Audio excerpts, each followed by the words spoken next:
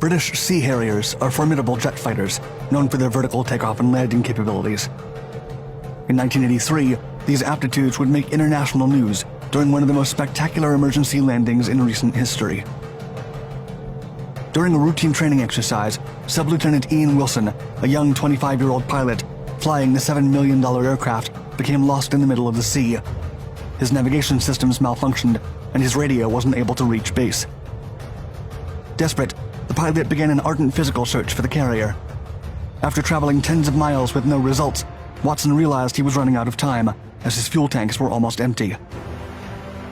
Knowing he had few options left, the pilot made peace with the possibility of ejecting from the plane and letting the precious jet sink to the bottom of the sea.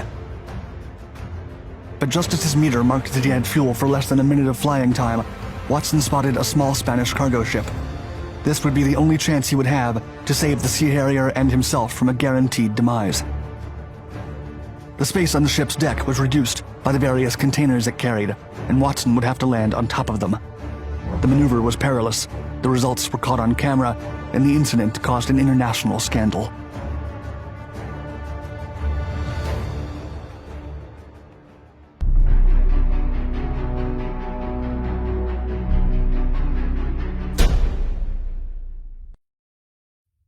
A medium-range fighter.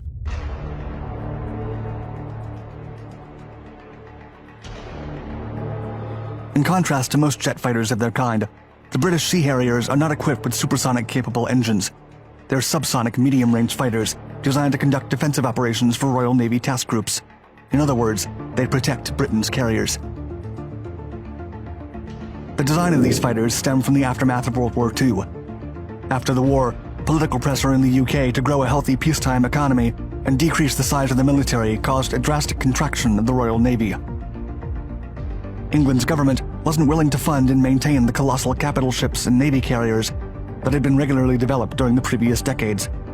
In response to this obstacle, the Royal Navy stopped requesting vast navy carriers and concentrated on developing light aircraft carriers instead. The switch to light aircraft carriers implied a general change in warfare tactics. In contrast to the slow and colossal navy carriers, these ones were fast and small and could carry only a minimal quantity of aircraft. The small and agile light carriers served a support role. They would cover amphibious operations and defend fleets from enemy attacks. Hence the need for a versatile and powerful fighter that didn't require vast space to land or take off. Thanks to its single Rolls-Royce Pegasus turbofan engine, the fighter jet had enough power to perform effectively while keeping a light enough structure that allowed increased agility and the versatility to carry additional weapons and external fuel tanks mounted under its wings. In addition, it has 2 landing gear systems on the fuselage and 2 outrigger ones on the wings designed to perform both conventional and vertical landings. The addition of ski jump equipment allowed the aircraft to take off from a short flight deck with a heftier payload than would otherwise be possible. The maximum range of the Harrier was only 460 miles, which meant the fighter had to stay relatively close to its carrier base to successfully resupply fuel. After an extended development and testing program, the Sea Harrier was deployed in 1981, debuting more than 300 units. As the years passed, the aircraft became more and more specialized in support and defensive maneuvers as a substitute for strike operations. Despite its firepower and versatility, the Sea Harrier was criticized for its obsolete radar and navigation systems. The Blue Fox radar system, which the first iteration of the fighter used, was prone to failure and showcased a peculiarly low performance compared to what was available at the time. Lost at sea.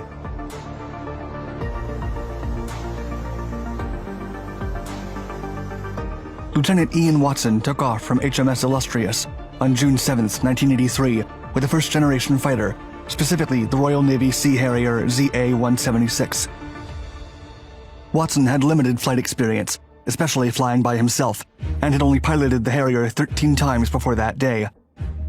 With 75 hours of flight time, he wasn't officially fit to conduct NATO operations. However, he was a determined and resourceful young pilot, and his commanding officer sent him along with an experienced senior pilot. The mission revolved around a particular scenario.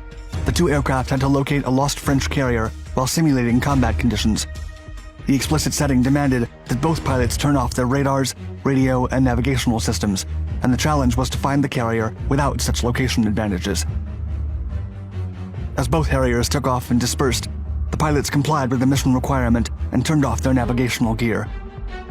After successfully completing the mission scenario, Watson prepared to safely return to the carrier.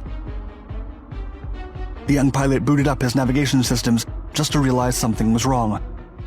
The first thing Watson attempted to do was contact his mission partner through the radio, but he received only silence. The radio system on that specific Sea Harrier was known to be malfunctioning, and now it was completely dead. Watson later commented on the actions that followed, quote, "I went through everything I had in the airplane to help me. I tried the radio. I had the radar on. I squawked emergency. Absolutely nothing. There were no returns on the radar." The pilot then tried to locate his base ship by his own navigational instincts, but he flew utterly blind for a long time and could not find the carrier or his flight companion. Bad turned to worse as Watson realized he had less than 12 minutes of flight time before his Harrier would run out of fuel. He was in the middle of the ocean, and even if he ejected the plane before a water crash, he would surely drown as there was no way to call for help. The landing.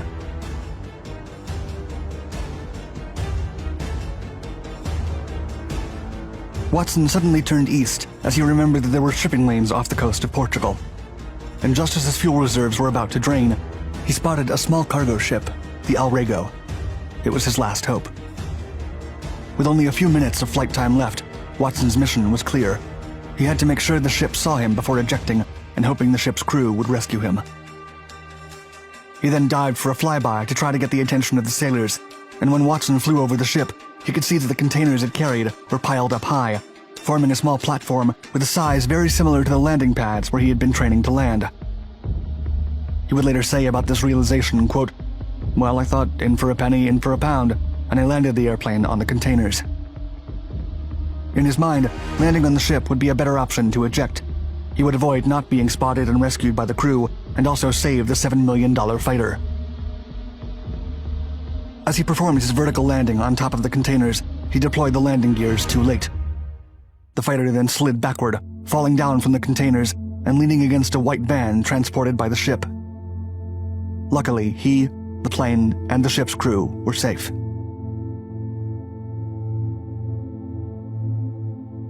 Repercussions.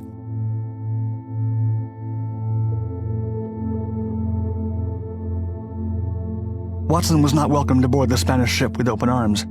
The ship's captain was furious and refused to change his schedule due to the misadventures of a rookie British pilot.